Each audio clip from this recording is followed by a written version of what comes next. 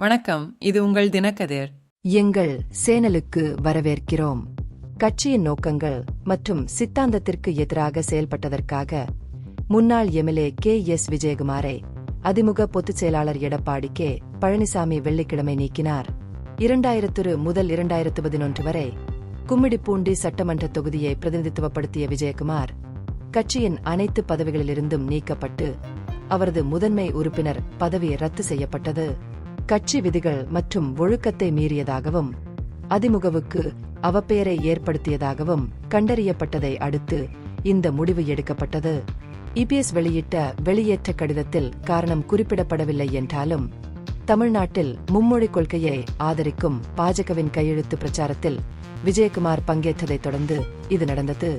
புதன்கிழமை தொடங்கப்பட்ட இந்த பிரச்சாரம் கொள்கைக்கு ஆதரவை பெறுவதை நோக்கமாக கொண்டது. குறிப்பாக இந்தி திணிப்பு குறித்த கவலைகள் காரணமாக அதிமுக கடுமையாக எதிர்த்தது.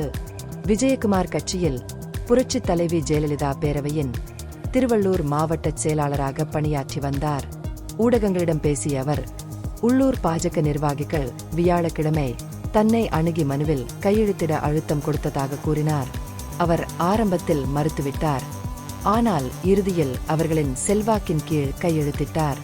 அவர் நீக்கப்பட்டதைத் தொடர்ந்து விஜயகுமார் இந்த சம்பவத்திற்கு வருத்தம் தெரிவித்தார். மேலும் மன்னிப்பு கேட்க கட்சி பொதுச் செயலாளரை சந்திக்கப் போவதாக கூறினார்.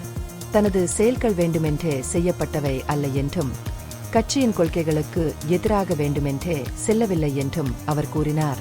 2023ஆம் ஆண்டின் பிற்பகுதியில் பாஜகவுடனான கூட்டணியை அதிமுக முறித்துக் கொண்டது. மேலும் மும்மொழிக் கொள்கையை தொடர்ந்து எதிர்த்து வருகிறது. இது இந்தியை திணிக்கும் ஒரு வழிமுறையாக கருதுகிறது. மொழிக் கொள்கையில் தனது உறுதியான நிலைப்பாட்டை கட்சி மீண்டும் வலியுறுத்தியுள்ளது. மேலும் அதன் நிர்வாகிகள் மற்றும் தொண்டர்கள் விஜயகுமாருடன் இனி எந்த தொடர்பும் வைத்திருக்க வேண்டாம் என்று அறிவுறுத்தியுள்ளது. இந்த பகுப்பாய்வு நுண்ணறிவுள்ளதாக கண்டால் முக்கியமான அரசியல் முன்னேற்றங்கள் குறித்த கூடுதல் புதுப்பிப்புகளுக்கு லைக் செய்யவும், ஷேர் செய்யவும், சப்ஸ்கிரைப் செய்யும். இது உங்கள் தினக்கதிர். நன்றி.